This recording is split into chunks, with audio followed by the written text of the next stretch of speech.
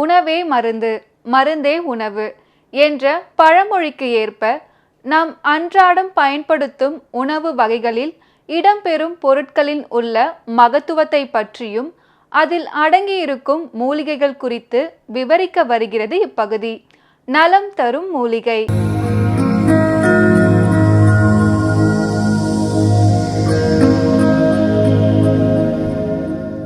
மக்கள் வணக்கம். உலக தமிழ் அறிவாளிகளே, சித்தர்களின் அருளால் நலமுடன் பல்லாண்டு வாழ்வோம். மக்கள் தொலைக்காட்சியில் புத்தம்புது காலை என்கின்ற தொடர் நிகழ்ச்சியில் நோயின்றி 120 ஆண்டுகள் வாழ்வதற்குரிய ரகசியங்களை சித்தர்கள் இலக்கியத்திலே எப்படியெல்லாம் சொல்லி இருக்கிறார்கள் என்பதை பார்த்து கொண்டிருக்கும் பொழுது உணவை மென்று உண்ணுவதனுடைய அவசியத்தை பற்றி கூறிக்கொண்டிருந்தேன். அப்பொழுது என்னுடைய மருத்துவமனையினுடைய அனுபவத்தையும் உங்களுக்கு பகிர்ந்து கொண்டேன். மருத்துவமனையில் பலர் என்ன சொல்வார்கள், எனக்கு செரிமானமாகலை, சாப்பிட்ட சாப்பாடு அப்படியே வருது, கிழங்கா அப்படியே பருப்பா, அப்படியே கேரட்டு பீன்ஸ் துண்டு துண்டா அப்படியே வருது, செரிக்கவே மாட்டேங்குதுயா என்று சிலர் சொல்லுவார்கள். தப்பு எங்கே நடக்கிறது? அவர்கள் வாயிலிட்ட உணவை நன்றாக மென்று சாப்பிடவில்லை என்றுதான் தப்பு. நான் அவரிடத்துல சொல்லி அனுப்புவேன், சரிதாங்க, நீங்கள் சொல்கிறது, நான் சொல்வதை பின்பற்றுங்க, இதுக்கு மருந்தே வேண்டியதில்லை, நீங்கள் ஒரு 15 நாள் கழித்து என்னை மறுபடியும் பாருங்கள், அப்படி வருதா பார்க்கலாம் அப்படின்னு. இல்லையா, ஏதாவது ஒரு மருந்து கொடுங்கய்யா.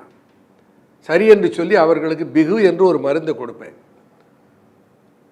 அவர்களுக்கு முக்கியமாக இன்ஸ்ட்ரக்ஷன் என்ன கொடுப்பேன், எண்ணி வாயிலிட்ட உணவை மெல்லுங்கள். வாயில் உணவை இட்டால் 50 முறை மென்ற பின்னர் தான் உள்ளே அனுப்ப வேண்டும் என்று இன்ஸ்ட்ரக்ஷன் கொடுத்துருவேன்.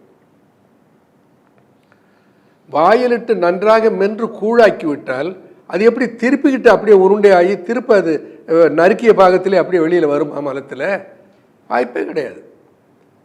ஆக நாம் முறையாக சாப்பிடுவது எப்படி என்பதையே நம் பிள்ளைகளுக்கு, நம் மக்களுக்கு சொல்லிக் கொடுக்க தவறிவிட்டோம்.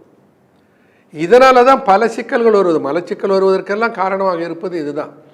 அதை அடுத்து பார்ப்போம். அப்போ உணவை வாயிலிட்டு நன்றாக மென்று கூழாக்கி உண்ணுங்கள். இது முதல் ரூல். ஃபர்ஸ்ட் பின்பற்ற வேண்டியது உணவை கூழாக்கி சாப்பிடுதல். இதை திரும்ப திரும்ப சொல்லுகிறேன் என்று நினைக்காதீர்கள்.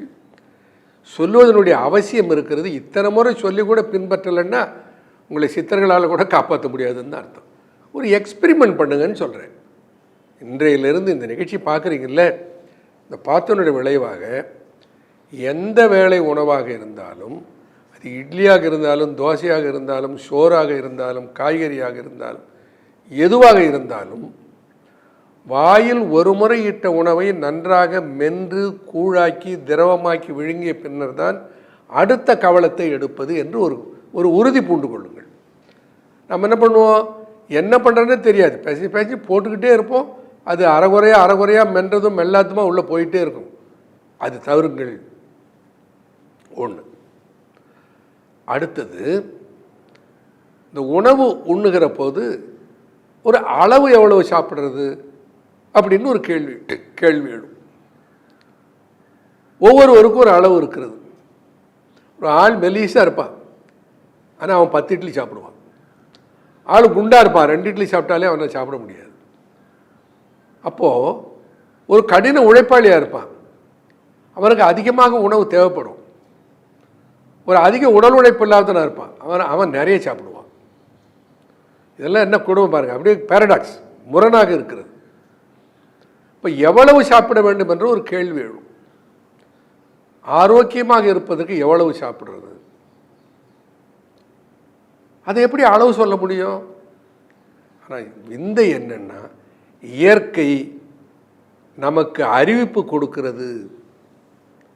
உன்னுடைய கொள்ளளவு எவ்வளவு என்பதை இயற்கை உனக்கு சொல்லுகிறது. ஒவ்வொருவருக்கும், ஒவ்வொரு இண்டிவிஜுவலுக்கும். ஆச்சரியமா இல்லை? நம்முடைய முகம், நம்முடைய கண், நம்முடைய பார்வை, நம்முடைய நடை, நம்முடைய குரல் எப்படி மாறுபடுகிறதோ அப்படி ஒவ்வொருவருடைய உணவு கொள்ளளவும் மாறுபடுகிறது. ஒவ்வொருடைய அளவையும் அவருடைய உடலை தீர்மானிக்கிறது. அப்படியா? எப்படி சொல்லுங்க பார்க்கலாம். இப்போ வாயிலே உணவை இட்டு நன்றாக மென்று கூழாக்கி சாப்பிட்டால் 2 முக்கியமான மாற்றம் நடைபெறும். ஒன்று, நம் சாப்பிடுகிற உணவினுடைய அளவு குறைந்து போய்விடும்.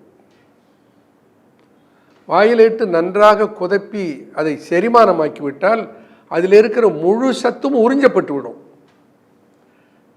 இப்போ நாம் ஒரு 5-6 இட்லியை சாப்பிட்றோன்னு வச்சுக்கோங்க.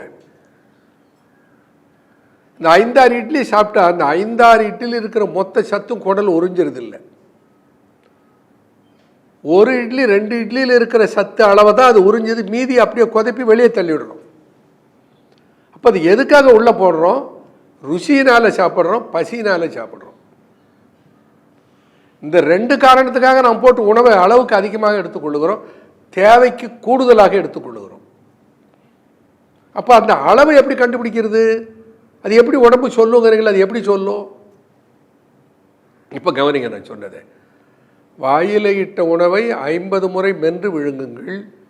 ஒரு கவளம் வாயில் எடுத்தால் அந்த கவளம் மென்று விழுங்கப்பட்ட பின்னரே அடுத்த கவளத்தை போடுங்கள். 2 ரூல். அடுத்து, இப்படி சாப்பிடுகிற போது சாப்பாட்டுடைய அளவு குறைந்து போய்விடும் என்பது ஒன்று. இன்னொரு மிக முக்கியமானது என்னன்னா, பல நோய்கள் இதிலேயே குணமாகிவிடும். சர்க்கரை நோய் கட்டுப்படும், பிளட் பிரஷர் குருதி அழல் கட்டுப்படும், உடல் பருமன் குறையும்.